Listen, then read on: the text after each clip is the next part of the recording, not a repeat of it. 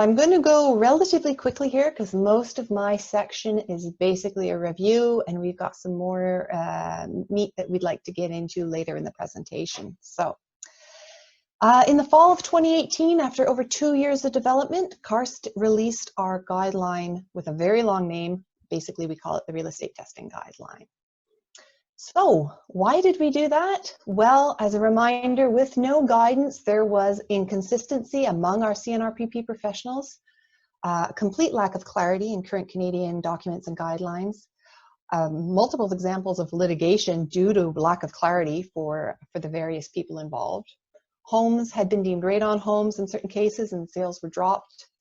And ultimately, there was no way for homeowners to distinguish between a C-NRPP professional and an uncertified person just putting out a radon detector and doing a grab sample during an inspection or for half an hour. We hear horror stories and we receive the complaints. So a lack of guidelines didn't mean that real estate testing wasn't happening. It simply meant it was happening with absolutely no guidance whatsoever. So why do we even bring up short-term testing when Health Canada is focused on long-term testing? Well, we recommend long-term testing to all homeowners, always.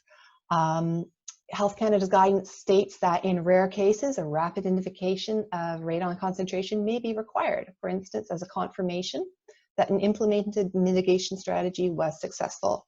Under such circumstances, an initial short-term measurement, typically 2 to 7 days, may be appropriate. And our professionals do this to verify that the mitigation systems they've installed are effective. They do a short-term as well as a long-term. An increase in awareness has meant that homeowners, real estate agents, and home buyers are more radon aware than ever before. Yay! However, that means that they've wanted to use that information to make a decision when they're buying a home. So homeowners, home buyers, real estate agents would like assistance in making decisions when considering a home purchase. So we developed a researched approach with the goal of making the long-term test, keeping it the gold standard in the process.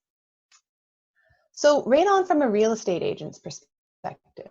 Radon is a latent defect. Radon levels cannot be determined by visual inspection of the house, and agents are looking for tools to help. Now, Noah's going to dig into this much more deeply in his presentation following ours. But basically, radon, realtors would love it if there was a map of radon levels. We often get this question. Great, I'll just look at the house on a map, I'll know what the radon level is. That will never be the case.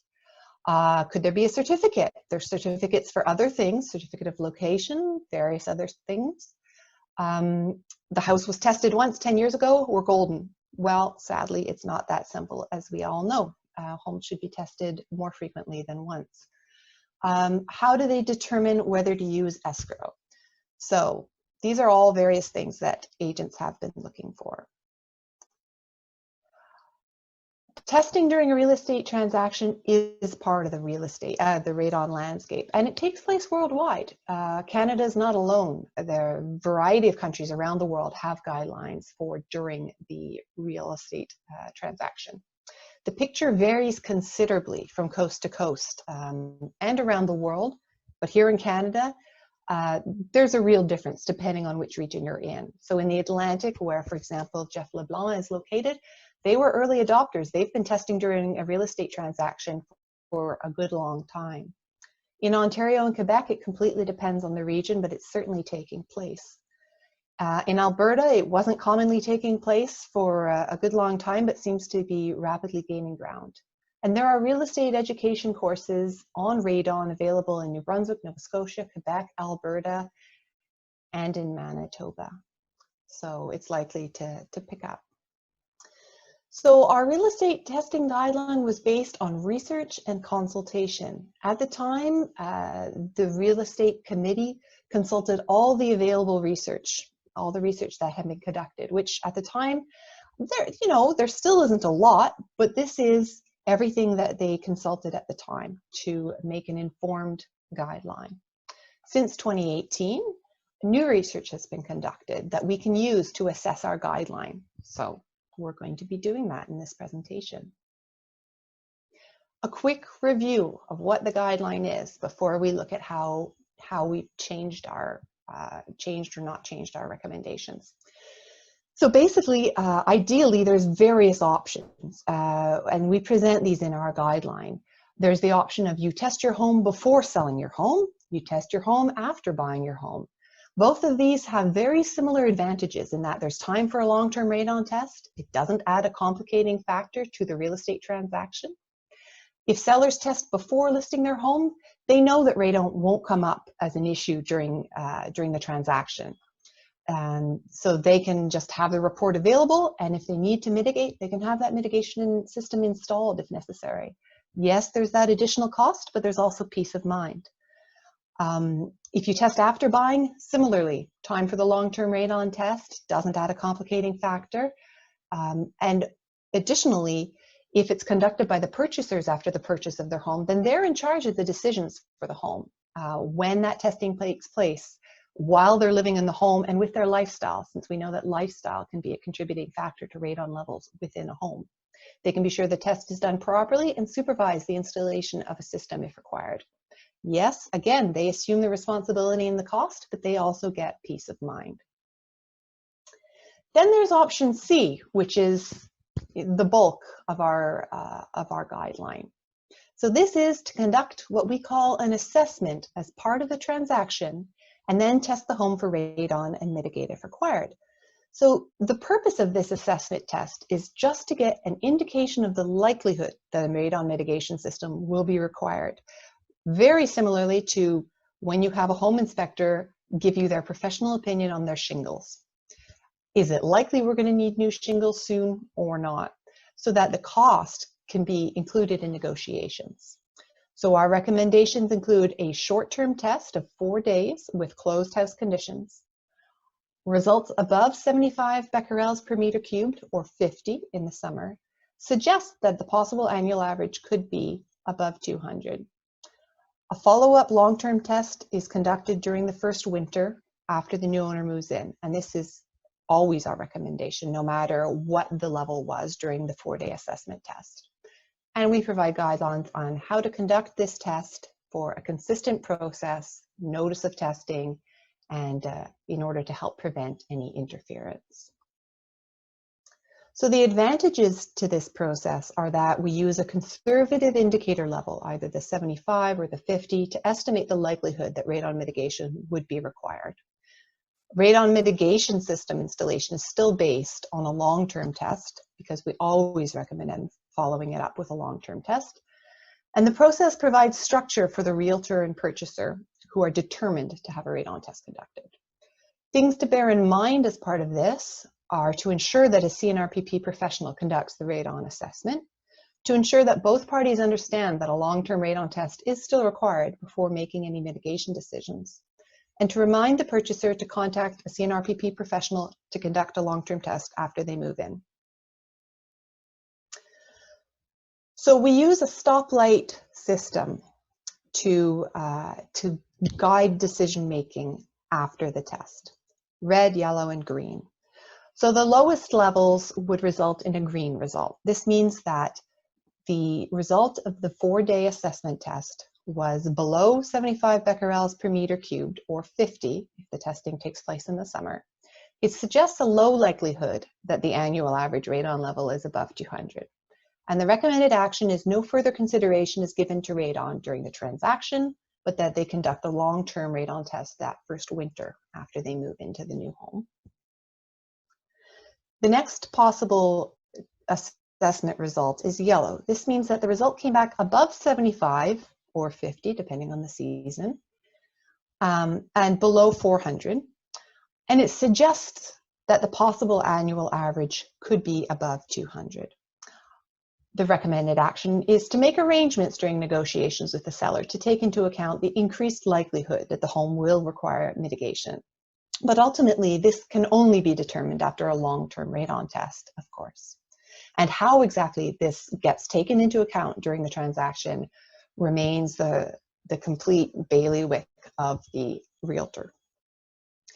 Red is the highest result of the assessment test. And this means that it came in above 400 becquerels per meter cubed after the 4-day assessment test.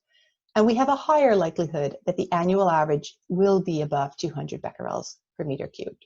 The recommended action is to make arrangements during negotiations based on this increased likelihood. But again, this will only be determined after a long-term test is performed during that first heating season.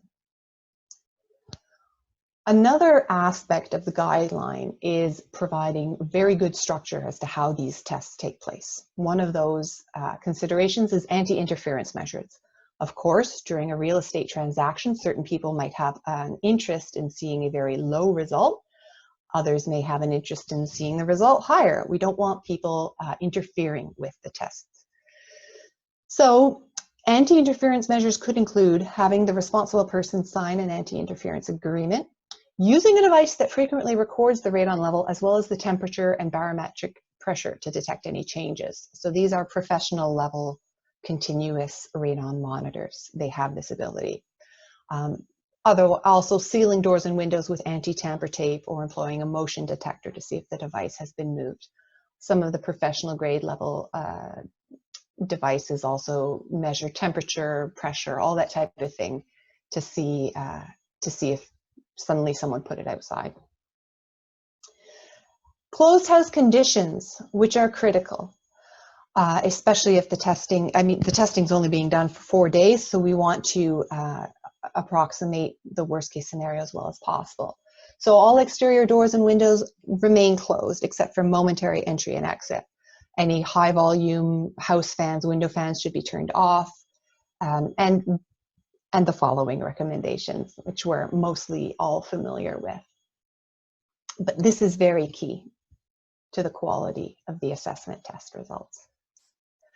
And then we also put in strict guidelines for what is in the assessment report. So all the information that would normally appear in a radon report, plus that color indicator, plus the actual radon assessment result in a number form, plus the anti-interference methods that were used during the test. So as an example, we have the radon test report. We've got the assessment result. Yellow, we've indicated with the color and the word spelled out, and see below for explanations or recommendations. We've got the detector type being used, a continuous radon monitor. The test duration was 5 days they were able to squeeze in. And then we have here clearly written out our recommendations for a yellow assessment result. And the anti-interference methods are expanded upon right here. And of course, we have developed resources as well. And I'll pass it over to Pam to remind you of the resources and take it from here.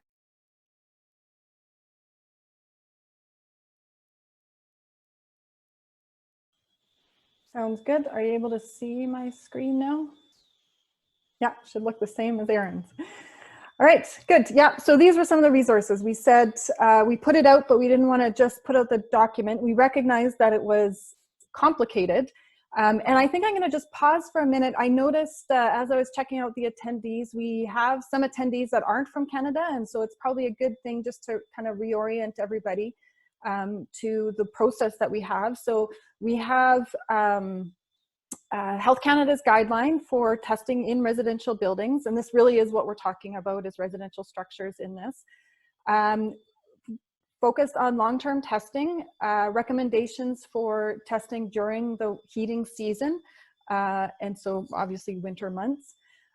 We also, there is, as Erin mentioned, discussion about times for short-term testing, but the long-term testing is what we want to see the decision for mitigation based on.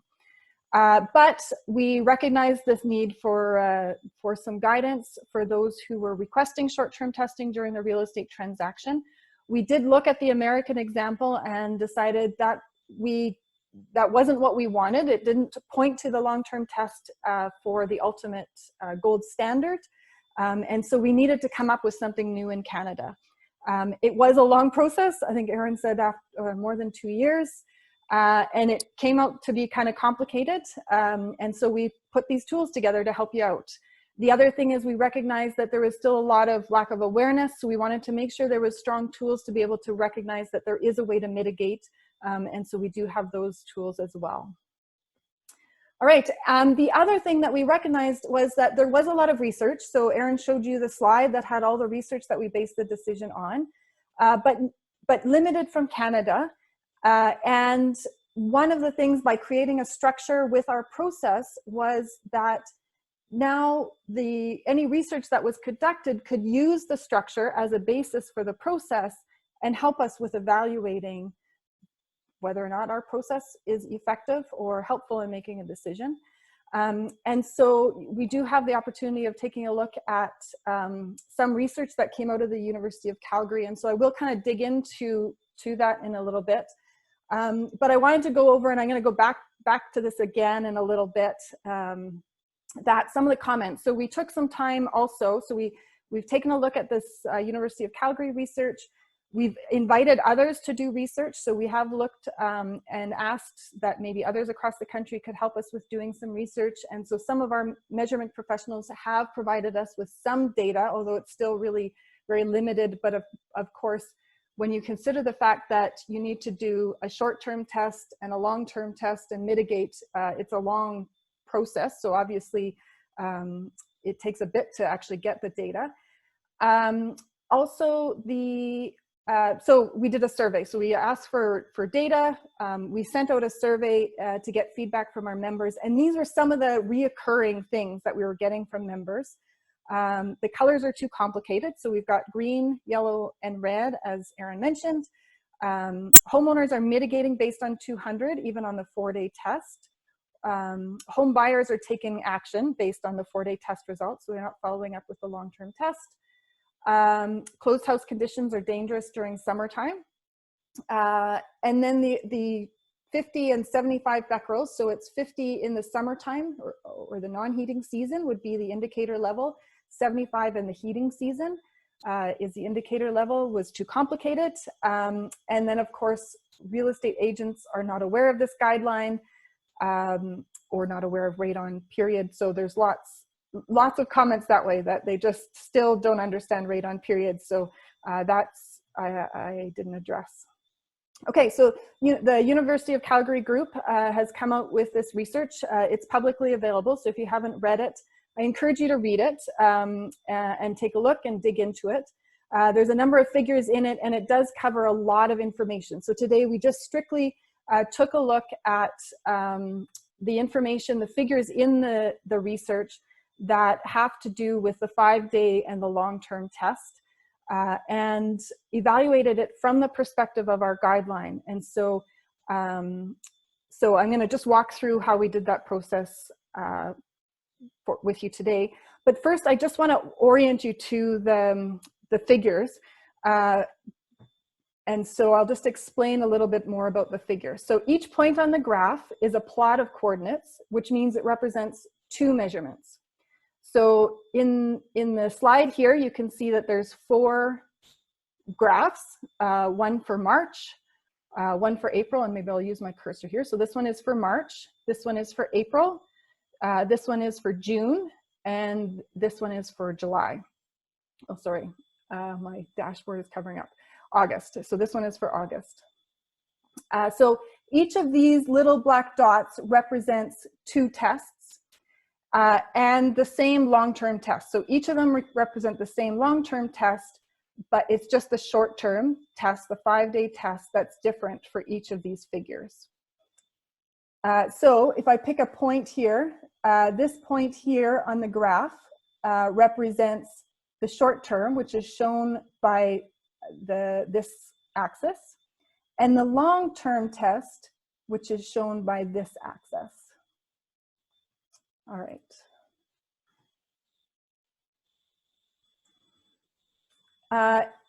So just to break it down a little bit more, this graph is from March. So this represents the 5-day tests conducted in March. N represents the number of tests, just so you can see. So in this graph, it represents 393 tests or data points. R squared represents the standard deviation, so the variance of the tests. And then also important to note that the axes, so the Y and the X axes here, represents different measurement. So it's a logarithmic. So the first marks here are 10 becquerels changes. And then after the 100 point, these are every 100 up until the 1,000. So from 10 to 100, these marks represent an increase of 10 becquerels per cubic meter, both on the X and the Y axis. And above 100, now this is 100, 200, 300, 400. Okay, so just kind of getting everybody oriented to the data. And so then this orange line represents all tests that were based on the long-term test were above 200. So just to give you an orientation, these would be long-term tests that were below 200. These would be long-term tests which were above 200. All right, so we took a look from, so let's compare this with our red, yellow, and green system. And so I attached, modified the graphs, and I put the green box. So in this green section, you'll see in March and April, these are really considered our heating seasons. So I put the green box are up to 75 becquerels on the graph, and then on the short term, and then 200 on the long term. So I've just changed the line to red now. So that's the 200 measurement. And then for June and August, I've reduced it to the summer limit. So that's 50 becquerels for the short-term test, but still obviously 200 on the long-term test. Okay, so then I faded it so you can see the data within the graph through the colors. And so just to remind us, so this data point here is approximately 15 becquerels for the short-term measurement, but approximately 150 becquerels. And so these are approximations, so I'm just looking at the data from the graph perspective and kind of lining them up, how they line up with the figure. All right, so when we evaluate the long term, and I think I've got one more slide here just to compare. So the green are the measurements which were below, so the short-term test were below 75 or 50 becquerels, depending on the month that the 5-day measurement was taken. So everything that lands in the green was below that. And it was also below 200 in the long-term test. And then I think I call it peachy orange, whatever color this is, lighter color, lighter red. Those would be the measurements, any dots in that section would be any measurements that are below 75 or 50 in the short term, but above 200 in the long term. And so as you see through these transparent boxes, you can see that there are quite a few tests that were below 75 in the short term, but also below 200 in the long term. And so over in August, you can see that there's a couple points that are just right on the line. So the potential here is really our greatest concern. So our greatest concern are the health concern of the residents, that if they were to test for short term, then they basically don't test again. And our recommendation is that everybody who tests for 5 days should retest for the long term. And this, I really want to emphasize to all of you that for those homeowners who think they've done the 4-day test, they're done with the testing, it's low, don't worry, I don't have to test. That's not the case. We really would like them to ensure that they do follow up with the long-term test, even if the results have been low in the short-term test, because there is a potential that it could be high in the long-term test. And we can see this in the final graph, that there is some potential here. The other thing that I want to note is the fact that of this 50 and 75, so one of the points was, do we really need to have a 50 and a 75 differential between the short-term test? And so you can see in the summer results over here that if we were to increase the limit to 75, there might possibly be a couple more tests that could fit in this area. Possibly here, there might be another one. So, oh, sorry, this is 75 already. So But we were more comfortable from a public health perspective that in the short term, that the 50 becquerel be the indicator during the during the cooling season, as opposed to 75 seems reasonable as the indicator during the heating season. Okay, so that's the green. I'm gonna move on to the yellow. So this yellow is the section now for 50 in the first two graphs. So obviously the heating season, 75 in the heating season, 50 in the summer season, up to 400 becquerels. So the bright yellow here is the short term is between 75 and 400 or 50 and 400. And this light yellow is when the long-term test is above 200. All right, so then if we kind of make them more transparent, you can see that this really is the area that has the greatest potential for tests to be on either side of the line. And so we do recommend that people retest for this. And this was one question that we had, you know, could we just go to a straight green and red? Why do we have this middle zone?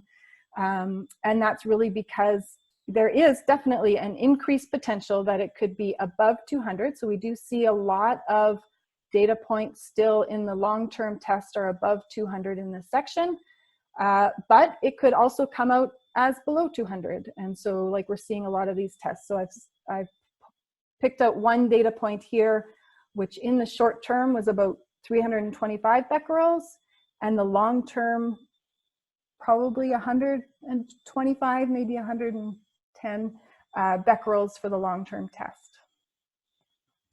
All right, and then I'm going to move to the next zone, so the red section. So the purple here, these are the tests which are above 400 in the short-term test. So the 400 is the same regardless of the season. So the boxes are the same size here for all of these ones. And red is the section which are above 200 in the long-term test. And so, you know, these tests are ones that most likely are high. So at 400 and above, they're most likely elevated. Long-term tests are going to be above 200. And we see consistency with this. So most of the levels that the short-term tests here, which were above 400 in the long term, they also were above 200. You can see one data point here, which I picked out, which is probably maybe around 600 becquerels in the short-term test. But it looks like in the long-term test was approximately 125 becquerels.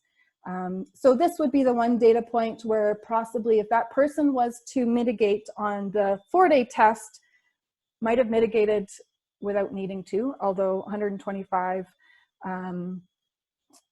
becquerels, you know, could be close to, it's still over the 100 mark of the WHO recommendations, but you know, economic concern. So it's not a public health concern. They've mitigated, but they've maybe spent money when they thought it was higher than it was.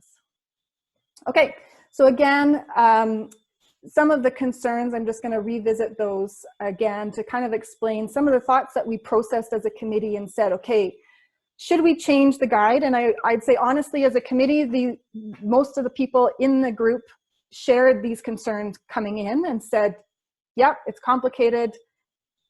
You know, can we change the 50 and the 75? Can we get rid of the 3 color zones? Should we have just 2 color zones? And I think uniformly we realized that this data so far is just reinforcing the fact that our real estate guideline has been a good process.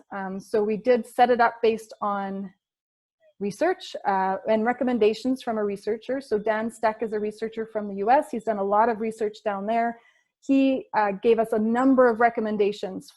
He shared his research with us, but on top of that, he shared his experiences and really was one of the major reasons why we created this process. And so we've made limited changes to the document. So here's a copy of our guideline. I was trying to put some copy and paste some shots from the document so you can see some of the changes that we've made. They aren't totally clear in the PowerPoint, so I can, but we will share the document. But one of the major changes we made was in section 3 of the document, where it talks about if there was a test within the last 3 years, a test conducted by a C-NRPP professional using a proper device, a long-term test. In the document currently, we talk about the last 3 years that it would be good. The CGSB standard recommendation has come out with a recommendation of testing every 2 years. So we decided to align with that standard. So we've reduced it from the 3 to the 2. So that's one change that we've made. And then we also recommended in here that follow-up tests should be conducted every 2 years. So this is not the follow-up test after the short term, right? Obviously, when you do the short term, the long-term follow-up should follow the immediate winter season, or when the buyer is in the house, occupying the house. So that's the first follow-up. But our recommendation is that people should test after they're in the house every 2 years. So we made that consistent with the CGSB standard. There were some other little wordings in the document that we tidied up, some questions people had. So there's a little bit of editing that way. One of the other concerns that we took out, there was a typo in the document in one of our appendices. We fixed that up. There was a concern about mandating escrow. And so really this was meant to help provide information for the home purchaser, the home buyer, and the real estate agent. And so we've taken out hard recommendations of escrow in the document, and then also it was in one of our follow-up reports in the appendices, so we've changed that information too. And so I think I'm going to stop there and invite any comments or questions. Jeff or Aaron, you can maybe jump in if you have any thoughts or comments at this point, or any questions that you've seen in the chat that we should talk about.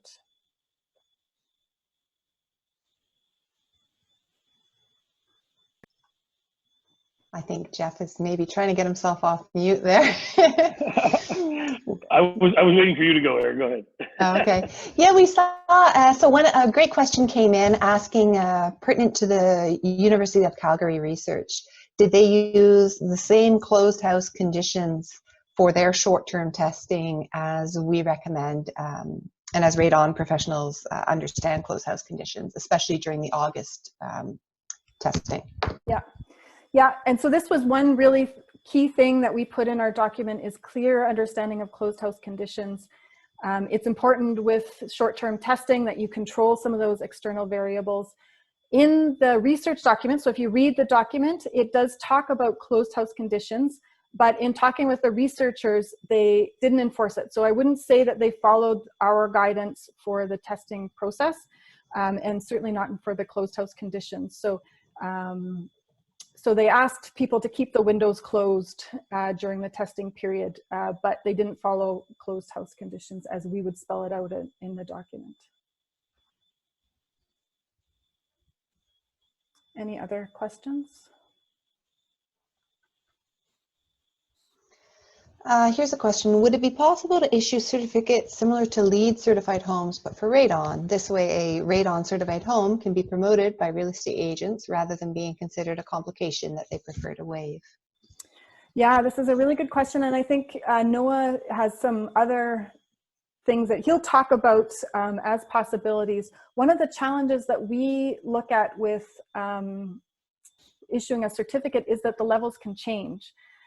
So we know that, you do major renovations, you do major changes to the house, that can change things. We know that if you have, there's been some research on fracking or major road construction in the neighborhood could also change the levels. We also saw Saskatchewan a couple of years ago had some major dry, a couple of years really dry in Manitoba as well. We had a few summers where it was really dry, and I think people had a lot of changes in their radon levels. And that's why I think testing, having a recommendation even of a low level testing every 2 years shows that, levels can change. So that's one of our concerns with that, with a certificate declaring the house as low radon based on the one test.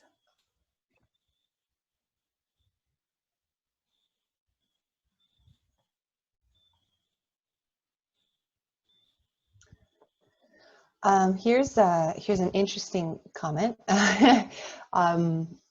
This is great. A couple of years ago, the IAEA had a webinar that showed that if you measure the radon when you depressurize a house with a blower door, you get very good correlation to the long-term radon measurement in the house. By mechanically depressurizing the house, you remove the effects of short-term atmospheric conditions and your readings correlate well with long-term tests. Have you looked into that? Which I think is very interesting, and my only dismissiveness was just thinking how long a process that would be during a real estate transaction, but I'll let you comment, Pam, if you'd like. Well, yeah, I think it's a fascinating research. We have taken a look at it. I'm pretty sure it was done in Europe. I can't remember the country at this moment, where it was, and yeah, no, I won't even guess. I can't remember the country where it was. An interesting idea. There were a couple points. I'd have to go back and pull it out in the research. I know when after reading it, I had a couple questions about the process that they did and did wonder if we could be able to use it in our process. Erin, yeah, I mean, did you have some thoughts about the methodology of how to do that in a short oh, just that I mean, that specialized equipment that almost none of our professionals have. He's added in, he thinks it took place in France, Pam, the research. Okay, yeah. So it could be really interesting, but yeah, I don't think it would be hard to make that a standard recommendation, I think. Yeah, interesting idea though. Yeah, I think some of the housing stock also is a little bit different. So trying to assume that the results would be parallel, I think we'd have to repeat the process here in order to be able to say if it's a useful tool. One of the other, while you guys are looking for any, oh, Jeff, did you have one? I was just going to say, Gary Burke was asking if the UFC report talked about our guidance. I don't believe that it did specifically point to ours. We took their data and applied our guidance to it to see what the data gave us, but they didn't directly talk about it, Gary. And you're right, you know, people are saying short-term testing may have no value, but that's not really what we're seeing from it.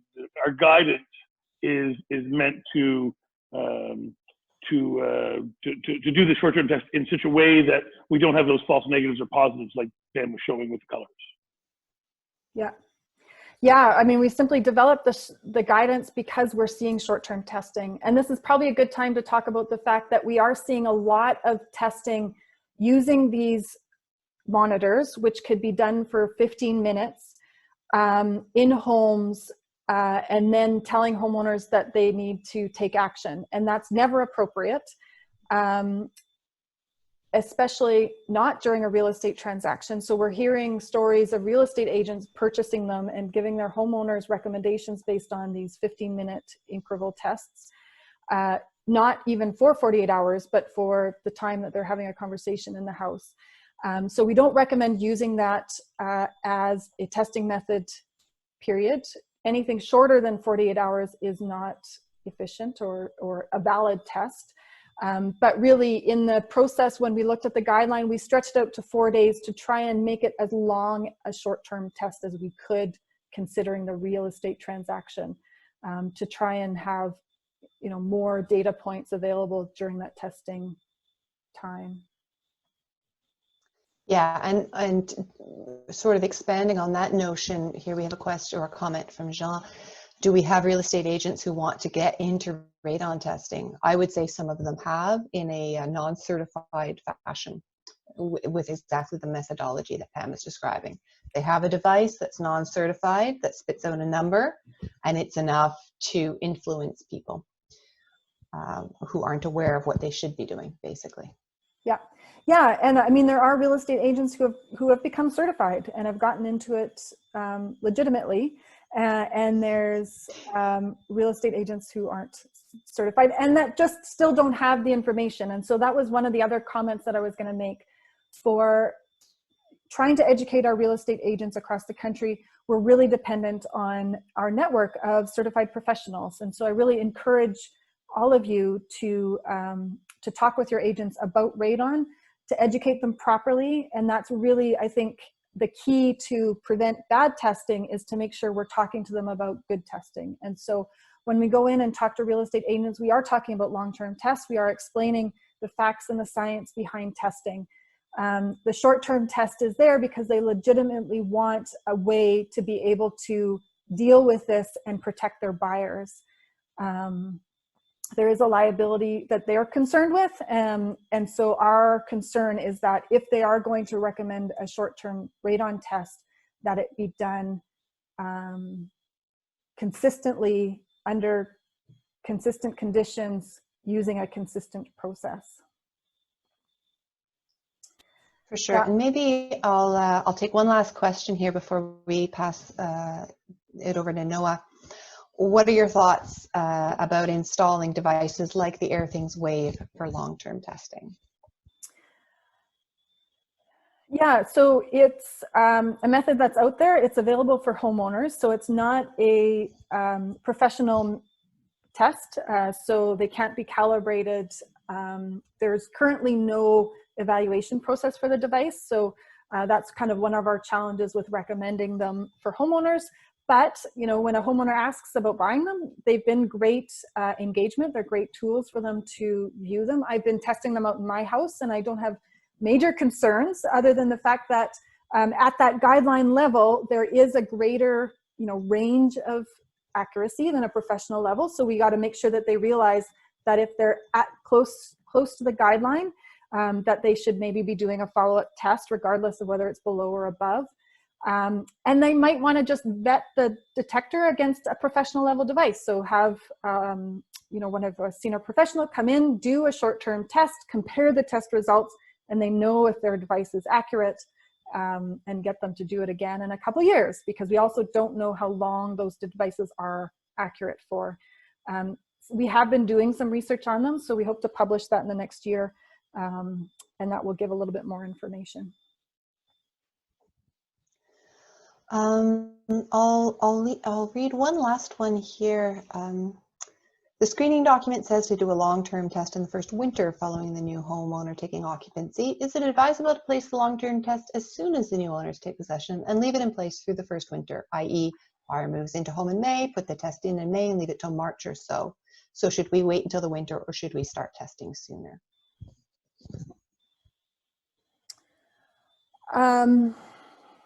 Actually, Jeff, do you want to jump in? That's a real practical question. Yeah, I was looking at that one, trying to figure the answer out. So yeah, you know, if we are advising that we have the long-term test during the heating season.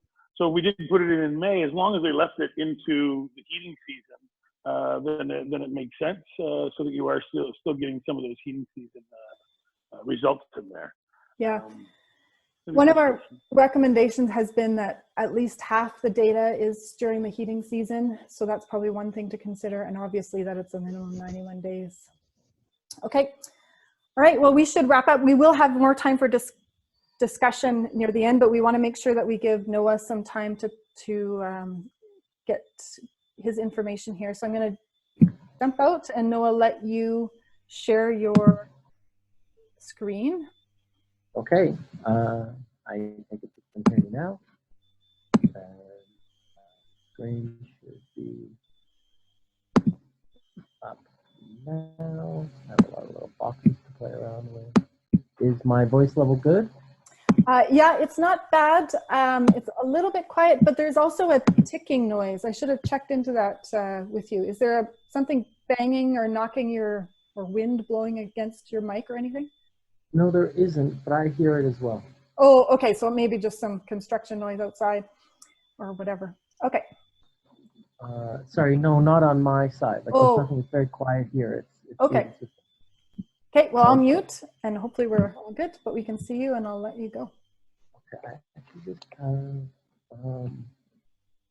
a technical problem, which is, one second. Okay. Okay, so we did a project on radon in real estate in British Columbia through the fall. In the summer, in July and August, we did a survey using SurveyMonkey, and through the fall, we did webinars.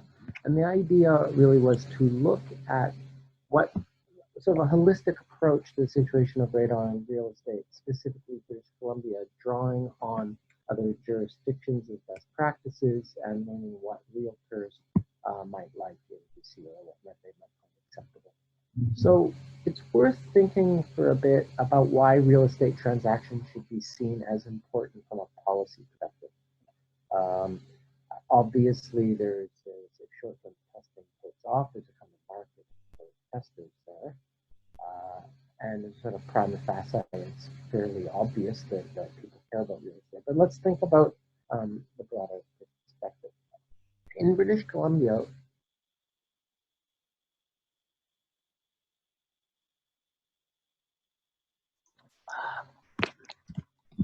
Sorry, can you adjust your mic, Noah? We're just having a bit of a hard time hearing you. yeah, can you hear me now? Yeah. Okay. I don't know why. I was actually told by the system that I'd been muted. I don't know why that is. Yeah, because I hit your button instead of mine. Sorry, that was my fault. Oh, okay. I'll just try talking louder. Is this Sounds good? good. Yep, sounds Okay. better. Okay. So what can we look at? Why are real estate transactions important? In BC, we don't have law that reaches older homes. There's been changes to the building code, but that's only 1 or 2% of buildings each year. So the vast majority of buildings aren't yet protected from radon. And so real estate transactions are a potential source. Buyers, when they buy a home, are quite sensitive to health and quality concerns, the time in which people are concerned, and so there's a possibility of influencing. It's possible to reach a lot of homes. We looked at the numbers, and about 7% of homes in British Columbia are bought and sold each year. So that means that if you were to reach people at the point of sale, it would affect many homes. It would be a much faster way of changing the built environment if people would actually test and mitigate during the transaction. Also, real estate licensees, so the realtors are they're called real estate licensees in British Columbia. Sorry, they have to be members of the Real Estate Council and certified as licensees. And it's a slightly different process than being a realtor, which is a member of the trade association. But they, as part of the professional associations, have various duties, which includes, we think, and across Canada, it looks like there's been a lot of momentum towards seeing licensees having significant duties. So we can use professional duties of real estate licensees to drive change. As well, in the United States, it's been one of the dominant forms of radon-oriented regulation. And as we found, there's lots of realtors who do already.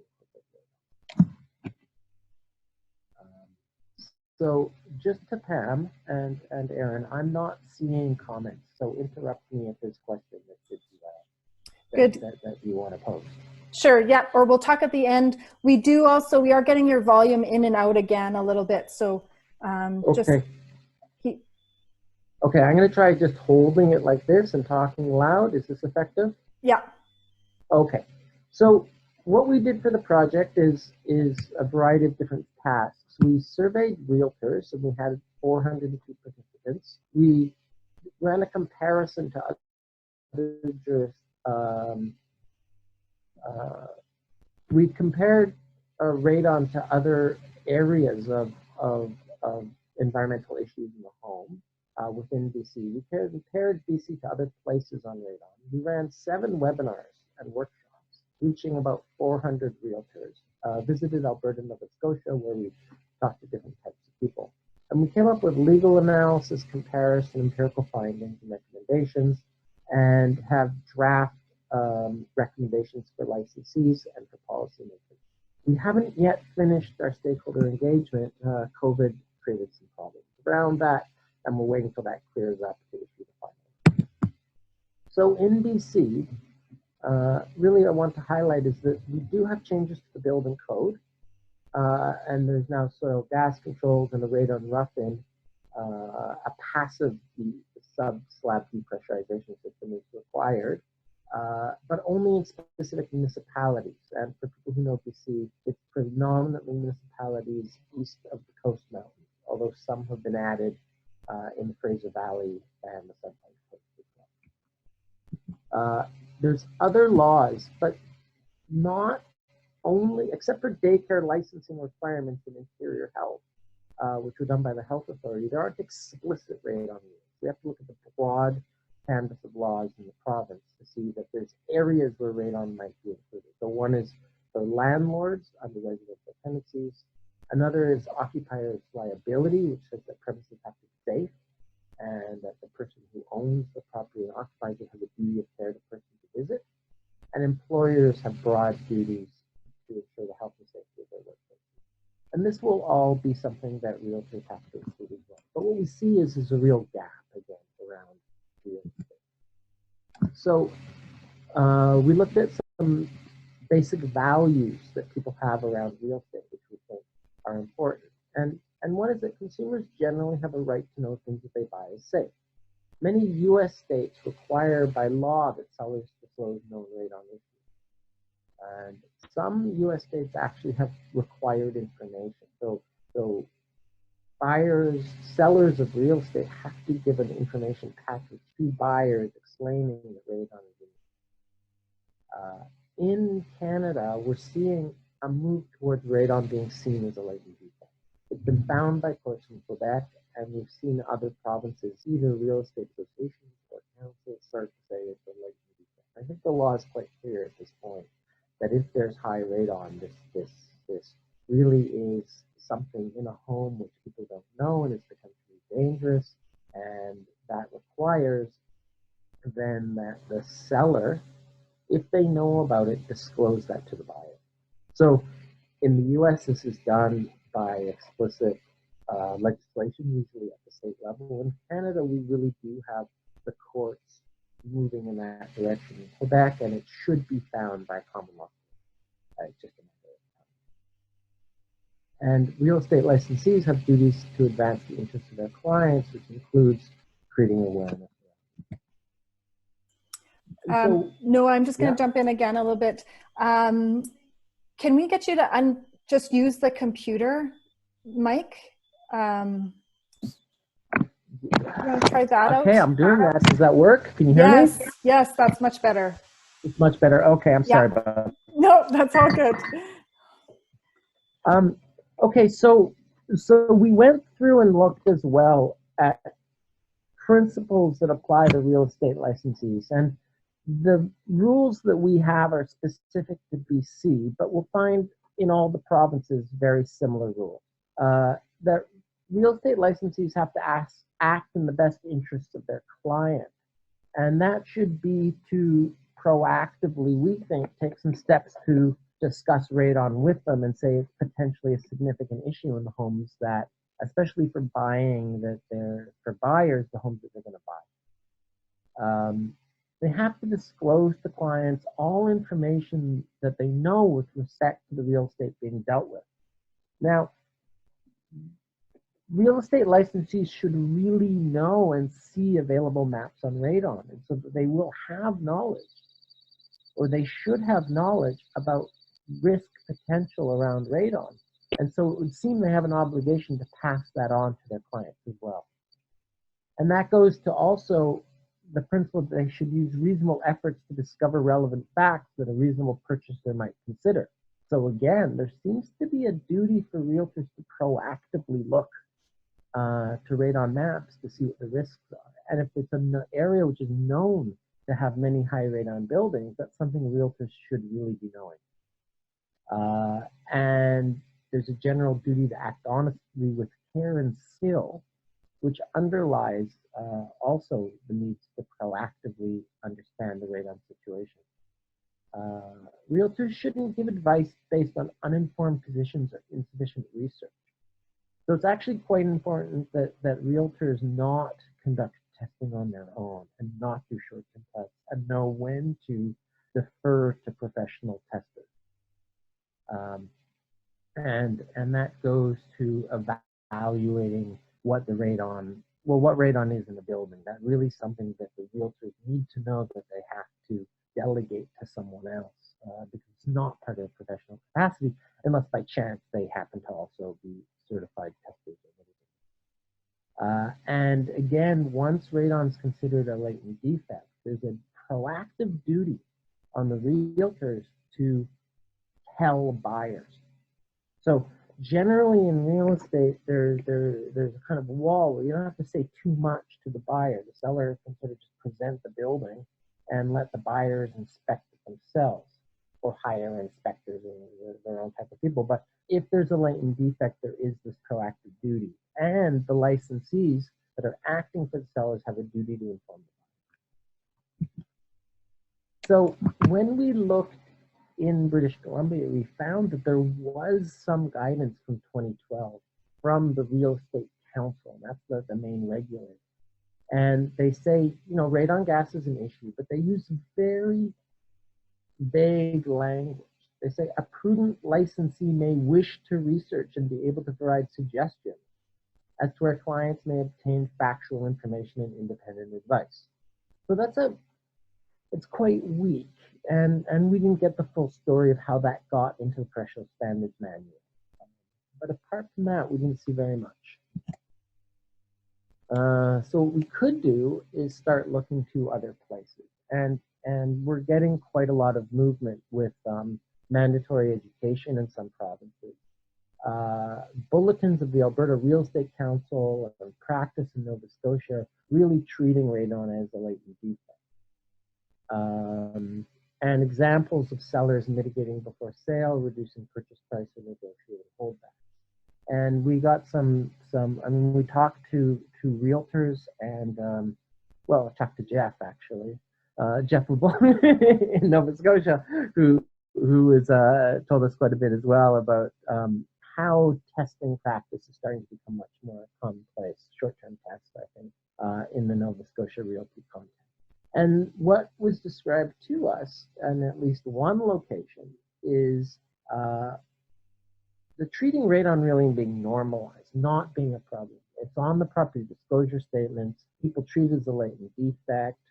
Realtors regularly discussing it with clients, and it not impacting on sales.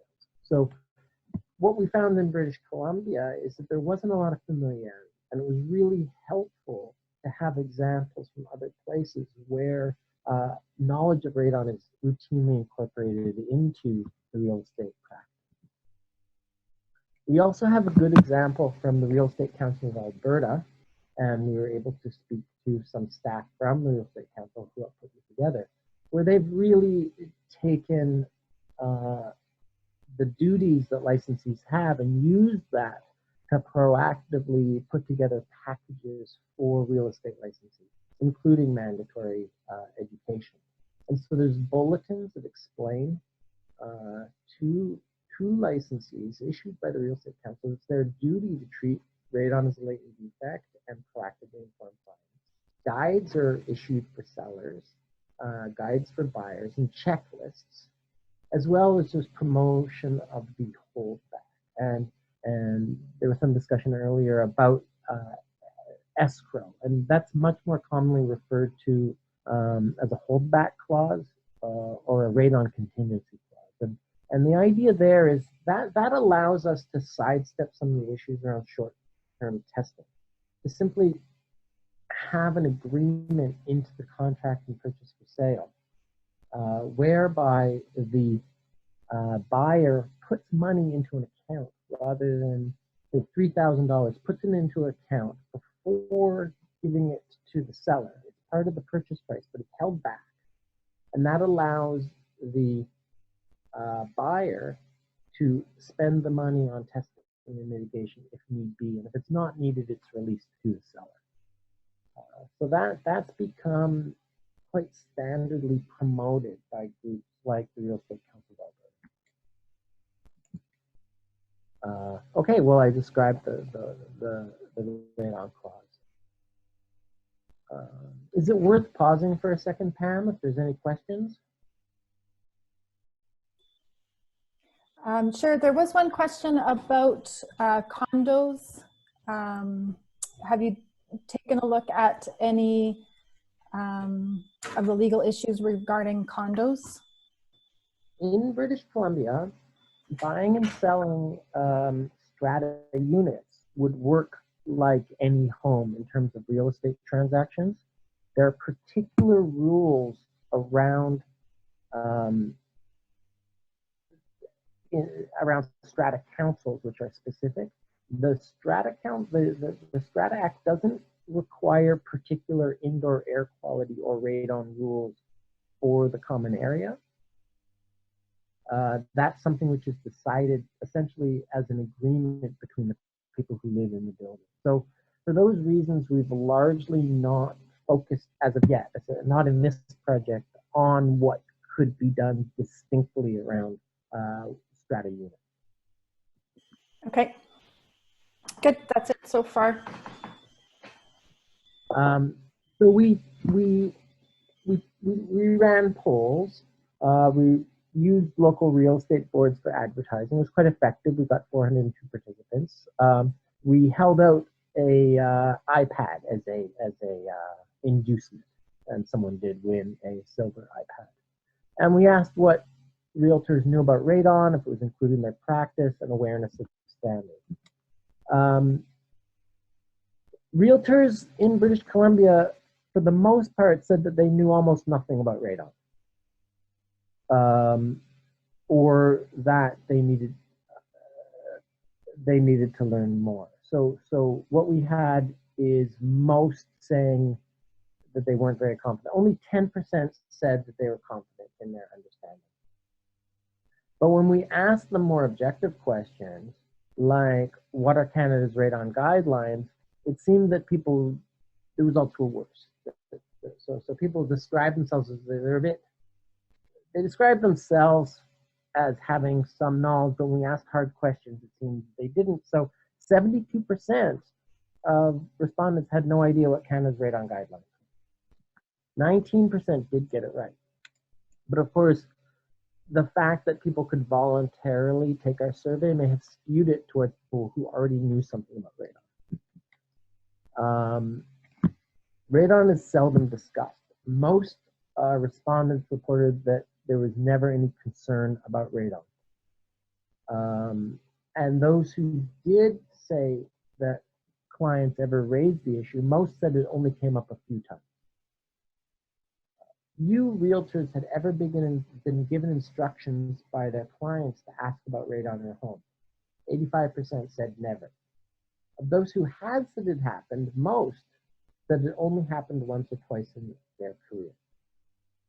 Now, some of this might be described, so we have a situation in British Columbia which is a bit different than other provinces, which is that there's quite low radon in the main population centers in Vancouver and Victoria.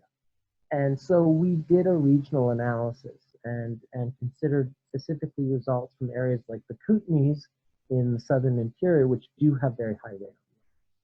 But even here we found that there was not much concern. More than half of realtors reported buyers never voicing concern.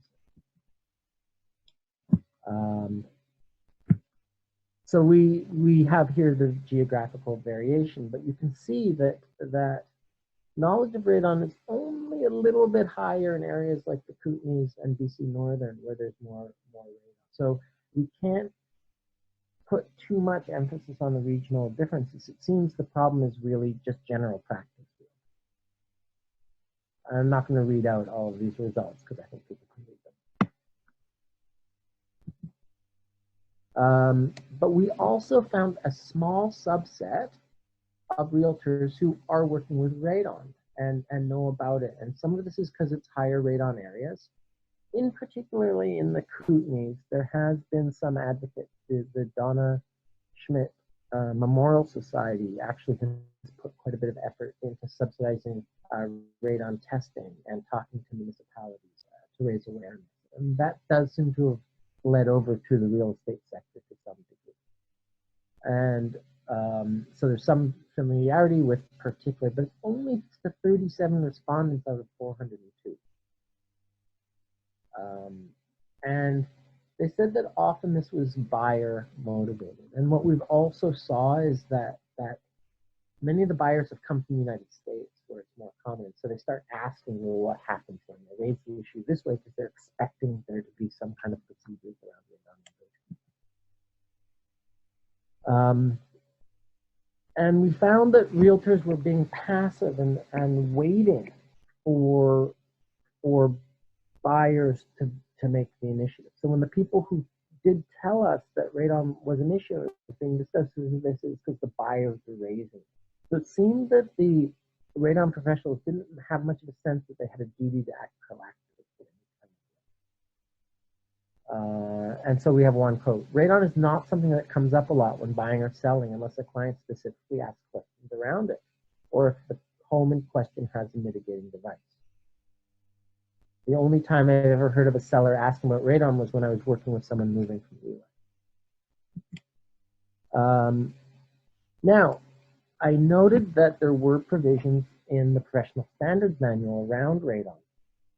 And when we asked people in the survey, 94% said they had no idea of any guidelines or standards currently in place. And so it seemed that, in fact, there was actually nothing stopping people taking the survey from simply Googling, using Google to check if they had any standards, or just looking it up. So there seems to be really almost no awareness whatsoever of professional standards now in place.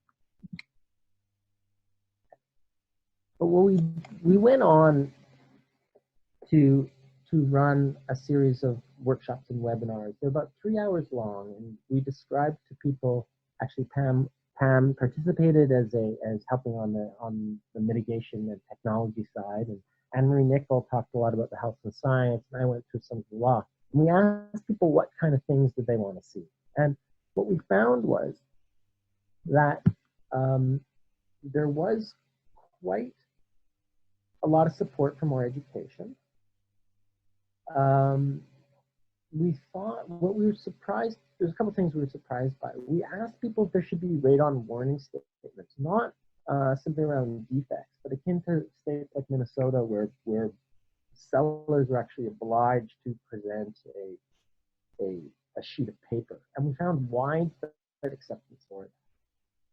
We also asked people if they'd be interested in a public registry of radon use. So we assumed that most realtors would be happy if there's publicly available maps that they could represent. So we didn't ask about that. But we went further and said, how about something like a registry, which would be like a contaminated site registry, where you could see radon readings and just look up the particular product.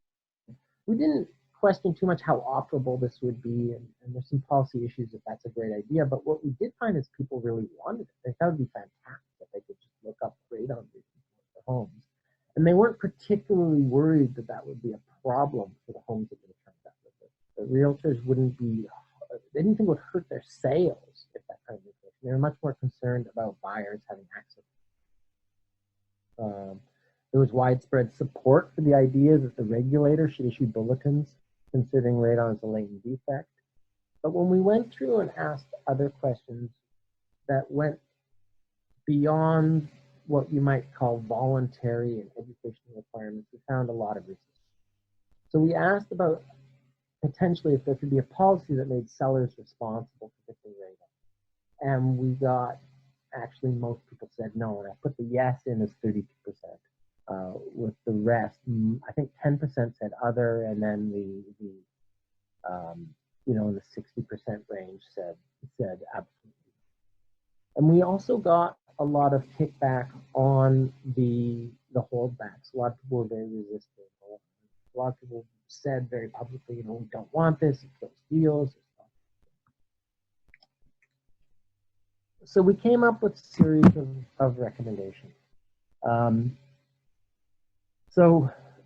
And I think in large degree, we saw what had happened in Alberta quite favorably and felt that similar things and perhaps more could happen in British Columbia. So we suggested that there should be better guides for licensees, that their professional responsibilities are already quite significant. And part of the problem is realtors don't know it. And so the trade associations, real estate associations could really be doing much more to educate their members on this. And that can include support for continuing education and amending property disclosure statements. In British Columbia, the property disclosure statement is controlled by the BC Real Estate Association. And they could promote and provide model radon clauses for the contract for sale and purchase. We did not want to jump into the short-term versus long-term debate, but instead wanted it to be that real estate licensees knew how to help their clients negotiate the issue. So we didn't want either to directly promote the holdback clause because we felt there was a lot of disagreement. We didn't know if people really use it, and the realtors aren't comfortable with it. What we thought would work would be is for realtors to know what they could use, potential clauses, because there's just different ways the buyer and seller can negotiate. And we heard from a lot of people that they thought that if radon was a significant issue, under certain conditions, sellers would simply incorporate the cost. They would absorb the cost as part of negotiating the deal. But also in British Columbia, single-family houses are quite expensive. You know, over $500,000 typically, even in rural areas, over $1 million in big cities. And so the actual price for a mitigation system isn't that large compared to all the other costs. And we also felt that it wouldn't be necessary, so to have mandatory information, this is something actually real estate associations could simply tell their real estate licensees that they could read out a statement. There could be a standardized statement which is established through the industry instead of simply going through the legislation, because the legislative change is really quite hard. And it would be really nice if real estate associations could help support radon databases and maps, which we're starting to have in BC, but we could use better. In British Columbia, the regulatory system is changing. Now it's the Real Estate Council and the Superintendent of Real Estate. That's going to be combined under a new Financial Services Authority.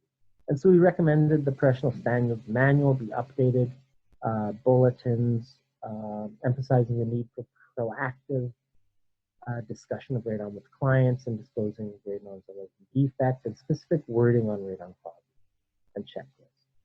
And again, the regulator could help streamline this. Provinces can do a lot. They could mandate information. They could declare radon a latent defect through legislation.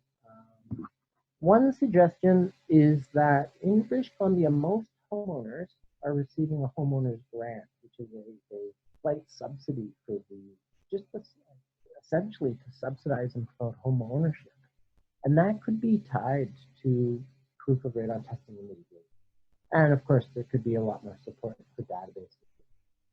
But we also heard a lot of resistance from realtors thinking that radon planning and radon policy should just be offloaded to realtors.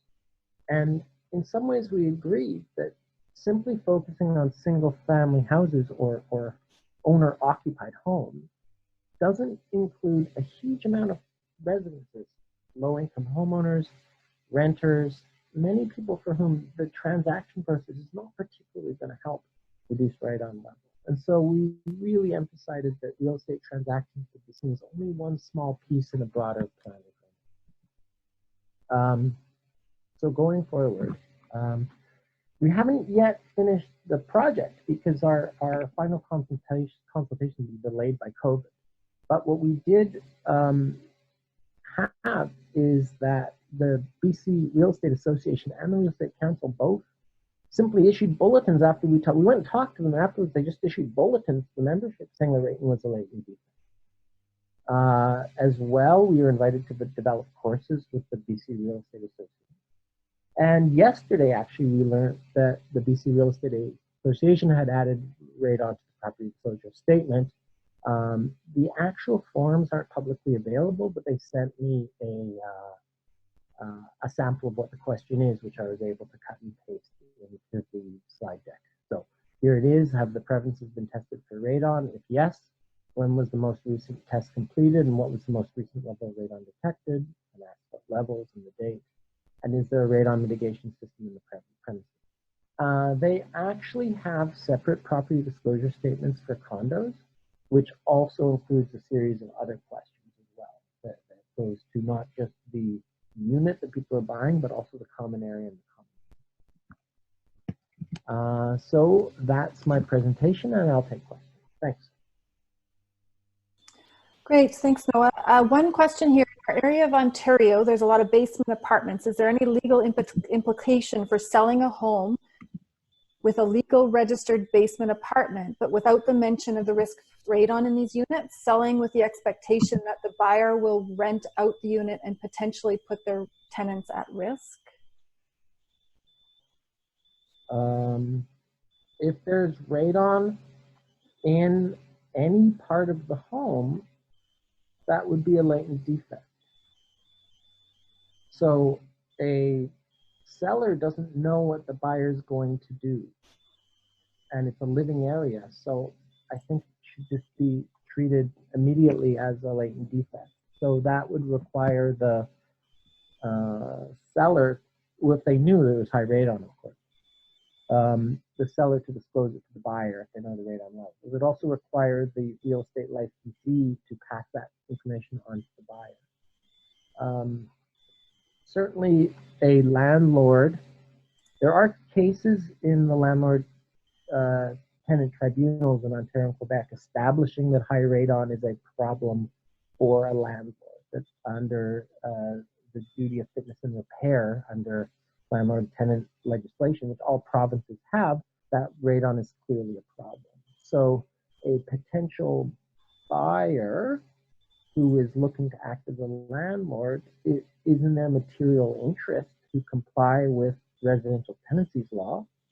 So a real estate licensee should also be helping them make sure that they do that. And as a landlord, they'd be open to, well, they essentially a tribunal would force them to fix it or forgo rent. If there was a tenant who is in a unit for a very long period of time and contracted lung cancer, they could also sue, or their descendants or the estate, if the person dies, could sue the landlord under occupier's liability. Okay, all right, good. There are a few other questions just in general about real estate awareness with radon. One topic seems to be coming up is communicating with real estate agents. And I think one of our recommendations is to talk about radon in general, just give them some basic facts instead of jumping into radon and the guideline right away. Start with just some basic information on radon and talk about best practices. Jeff, do you have any other insight on how to start the conversation with real estate agents? It's a touchy subject for sure, and I do understand that. I believe, like you said, Pam, the first step is just an education. And when I talk to our realtors, our local realtors here, when I started that conversation 3 years ago, I wasn't talking about their legal responsibilities. I was just trying to educate about radon first, and just talk about that part to start the conversation going. Of course, that the legal ramifications with the realtors, they should be aware of that. But when I was trying to start the conversation, I was trying to have a good level-headed conversation with them. So, just education, and I'm talking about them and their houses and their families. And from there, it progresses, and how do you handle it during a real estate transaction? It certainly is touchy. I won't shy away from that. It wasn't an easy process, but it's getting better, and more knowledge comes with more time, and you got to keep going out and keep doing those presentations and explaining why radon is something we should all be watching out for. Yeah. Good. The approach I've taken is just general awareness on radon, and often the discussion has come back from the real estate agent looking for tools. So that's kind of been my experience. And then I say, well, we have this other option as a tool. I was going through the chat as Noah just to see if we missed anything, and I see Dr. Goodarzi has chatted in and talked about, so I'm not sure, Dr. Goodarzi, did you provide the recommendation, did you use our guideline and provide that to the participants in your test as part of the testing, the short-term testing that you did? I know you say in your chat that you promoted closed house conditions during the whole period as much as possible. But closed house conditions is more than just closed windows. So just wondering if you've used the document that we have from our guideline. And we did invite them to do the presentation as part of our virtual conference, but they will enjoy joining us face-to-face when we get to be back at CARST 2021. And so they will be presenting on some of the work that they're doing during our live conference instead of presenting during the virtual conference. A couple other comments about providing, there's a few people sharing wording. Thanks, Ralph, for being able to share that on the chat. That was great. So there is some wording there that you can use in real estate transactions. I think one other, comment about the resources. So that's why I thought I'd put the website up. So we do have a couple things. There is this members only section. And so we do have quite a few member resources in there. We also have a section called For Professionals. And so if you go down to the bottom here, we have a page right now for Radon and real estate agents. So this is a page that's open to the public. Anybody can access. We're in the process of revising it. So we have been working with the committee, trying to tighten up, improve the language. And so this is a sneak peek into some of the changes that we've got for that page. So we will be able to go in here and provide a little bit more research. We hope it's a little bit more accessible page for real estate agents and for you. There is resources here. Among the membership resources, there is a presentation for you to do Radon, so you can access that, as well as a Radon and real estate presentation, which I think is currently available on the website, which we have been updating some of these resources. So I will double check. I think there was a chat comment that some of them weren't available. So we will double check, make sure they're all available. And we've made them all available in French. So the changes to the guideline right now, we are seeking more comments. We did take a look at it, but we'd like to come up with just a tidied up version. So we will release that in May. So you do have a week or so of opportunity. If you do have any comments that you would like to see changed in it, I can email out the document to the participants, and so you've got hands on it. Let us know if you have some suggestions for changes. We will send out the new and make sure that we post the updated document mid-May. Yeah, any other questions either for Noah or for myself?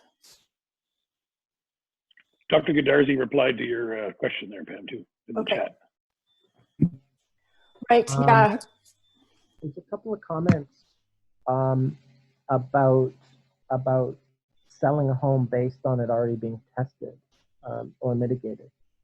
And I wanted to underline that what we heard a lot from realtors was about how the markets shift, and that in a buyer-friendly market, when real estate transactions are slower, there's a lot of incentive on sellers to do things to improve their house. And in those kind of situations, realtors said it might be quite likely that sellers might test and mitigate prior to sale.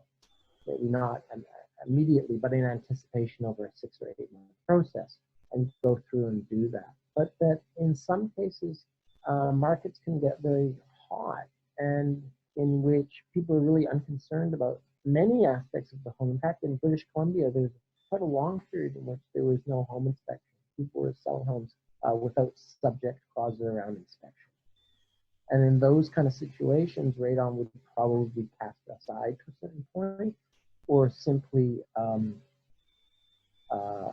the purchase price would go so high that $1,000 or $2,000, $3,000 for a mitigation would simply be ignored, because you're looking at 500,000, 600,000, 700,000 for that. So it's not a bad idea to encourage homeowners to test and mitigate prior to sale, but it's not always going to work. Good. Just a couple more comments coming in on the chat. Saskatchewan Lung Association has on their website My Radon Story, which is a realtor who tested her home sorry, I should back up a little bit, a realtor who learned about radon through Saskatchewan Lung Association and tested and was going through tests for her own health and got tested for lung cancer, realized she had lung cancer, tested her own home, realized she had high radon. And so she's urging and advocating for people to test their homes. Really powerful story. It will choke you up, plus just a really clear message on radon testing and its linked to lung cancer. So that's another resource. So if you go to the Saskatchewan Lung Association, Bruce Sneed, thanks for your information. In the US, the CE courses have been effective, and that is important. As Erin mentioned in her slide, there are some provinces which are doing CE courses. Alberta's and Nova Scotia is mandatory right now. Everyone else is optional. And then in Manitoba, it's just a kind of an on-demand webinar. But it is something that we are looking at. And Noah talked a little bit about it, but he didn't emphasize really the impact. But really, thanks to Noah, BC has changed their property disclosure statement. And so we're super excited about that. It's clear guidelines. He did have it on the slide, and I've sort of put it up into a Word document, which I think you can see now, right? So it's only accessible if you're a member of BC Real Estate Association, but we do have the wording of the section. So it's a really good job on getting a wording into a property disclosure statement, which there are other provinces that have vague wordings. This one has been a little bit more specific, so that's really great to see. There's one more thing before we go, but is there any other comments that I missed? Any other comments the panelists want to before we wrap things up? We're running a little bit long, but really great to see all the engagement.